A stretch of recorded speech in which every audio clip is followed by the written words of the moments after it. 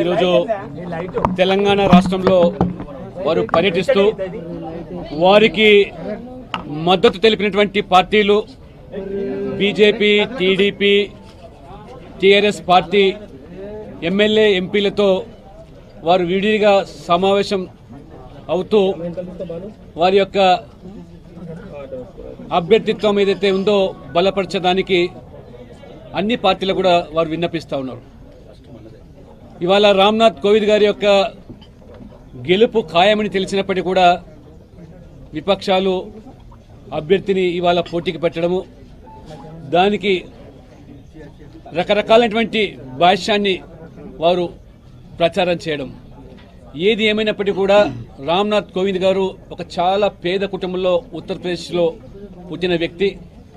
తన తండ్రి రామ్నాథ్ కోవింద్ తండ్రి గారు వారి కుటుంబ పోషణ కోసం ఒక చిన్న కిరాణా కొట్టు నడిపినటువంటి వ్యక్తి.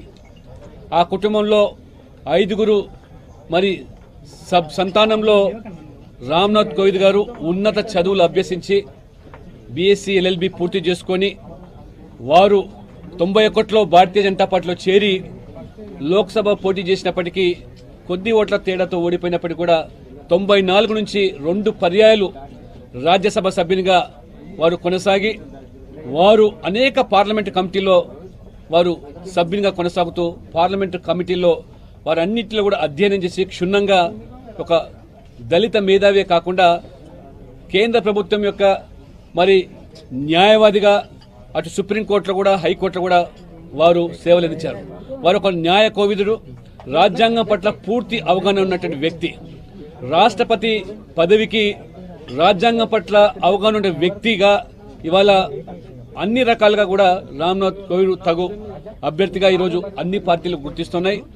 కాంగ్రెస్, కమ్యూనిస్టులు మరి ఈరోజు పోటీ పెట్టాలి కాబట్టి పోటీ పెడుతున్నాయి. విపక్షాల సైతం కూడా అనేక మంది పునరాలోచన చేసి చాలా మంది కూడా ఇవాళ వారి అభ్యర్థిత్వానికి ఇవాళ మద్దతు ఇస్తున్నారు.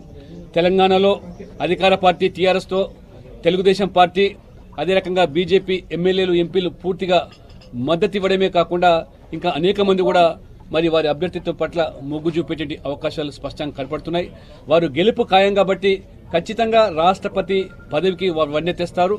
రాజ్యాంగ హోదా మరి ఉన్నత అయినటువంటి ఆ స్థాయికి తగిన వ్యక్తిగా ఈరోజు మరి వారి అభ్యర్థిత్వాన్ని ఎన్డీఏ అభ్యర్థిగా ఇవాళ గుర్తించడం అంటే సర్వత్రా కూడా హర్షం వ్యక్తమవుతున్నది. కానీ ఇవాళ కాంగ్రెస్, కమ్యూనిస్టులు వారికి పరిపాటిగా ఆనాడు అబ్దుల్ కలాంను కూడా ఒక గొప్ప అన్వేషణ శాస్త్రవేత్తను కూడా బరిలోకి దించితే ఆ రోజు వామపక్షాలు వారి కూడా పోటీకి పెట్టినటువంటి విషయాన్ని, అదే రకంగా ఎప్పుడైతే గెలిచే అవకాశం ఉన్నప్పుడు కాంగ్రెస్ పార్టీ ఏనాడు కూడా దళిత అభ్యర్థులు బరిలోకి దించకుండా మరి ఈరోజు ఓడిపోయే సందర్భంలో మీరా కుమార్ అభ్యర్థిని ఈరోజు బరిలోకి దించి ఓడిపోతారని తెలిసి ఈరోజు వారు ఇవాళ మాట్లాడుతున్నారు. దళిత అభ్యర్థి గెలుపు ఖాయమని తెలిసినప్పటికీ కూడా పోటీ పెట్టడంలో మరి వారి ఆలోచన విధానం ఏదో స్పష్టమవుతున్నది. అంతేకాదు జగ్జీవన్ రామ్ గారిని మొదటగా ఆ రోజు ప్రధానమంత్రి అభ్యర్థిగా కూడా గుర్తించింది ఆనాటి జనతా పార్టీ. జనతా పార్టీలో భాగస్వామ్యమైనటువంటి బీజేపీ అన్ని పార్టీలు సమర్థిస్తే ఓడించింది ఎవరంటే ఆ రోజు కూడా కాంగ్రెస్ పార్టీ. ఆ రకంగా ఏనాడు కూడా దళిత సమాజానికి, దళితులకు రాజకీయాల్లో కానివ్వండి, దళిత సమాజానికి కానీ ఏనాడు కూడా కాంగ్రెస్ పార్టీ మరి సముచితమైన స్థానాలు కల్పించకుండా వచ్చే అవకాశాలు సన్నగిలించింది. అంబేద్కర్ లాంటి వ్యక్తిని కూడా మరి రాజ్యాంగ నిర్మాత అంబేద్కర్ లాంటి వ్యక్తిని కూడా ఓడించినటువంటి చరిత్ర కాంగ్రెస్ పార్టీదే. ఆ రోజు పార్లమెంటుకు పోటీ చేస్తే అభ్యర్థిని పెట్టి ఓడించిన చరిత్ర కాంగ్రెస్ పార్టీదే. ఈ రోజు మాట్లాడుతున్నారు వారు అంతరాత్మ ప్రబోధకానుగుణంగా ఓటు వేయమని చెప్పి. నిజంగా మిగతా ఈరోజు కాంగ్రెస్, కమ్యూనిస్టులు ఎవరైతే బలపరుస్తున్నారో నిజంగా వారు అంతరాత్మ ప్రబోధంగా ఓటు వేసినట్టయితే గతంలో కాంగ్రెస్ పార్టీ అధికారికంగా నీలం సంజీవ్ రెడ్డిని బరిలో పెట్టి ఏ రకంగా మరి ఓటమి పాలయ్యారో ఈ రోజు కూడా అదే పునరావృతం కాబోతుంది.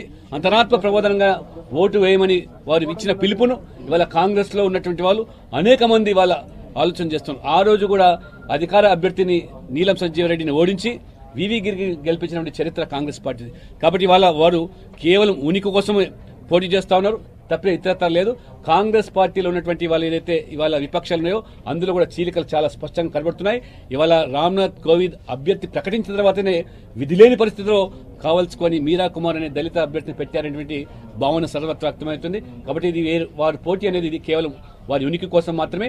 తప్పకుండా రామ్నాథ్ కోవింద్ గెలుపు ఖాయము.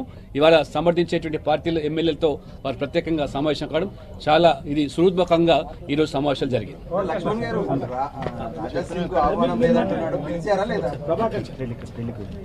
అతను స్వయంగా నేను మాట్లాడాను, ఏదో శుభకార్యం ఉంది రాలేనని చెప్పాడు. నిన్న నేను మాట్లాడాను, వేరే కొంతమంది అవుట్ ఆఫ్ స్టేషన్ ఉన్నారు.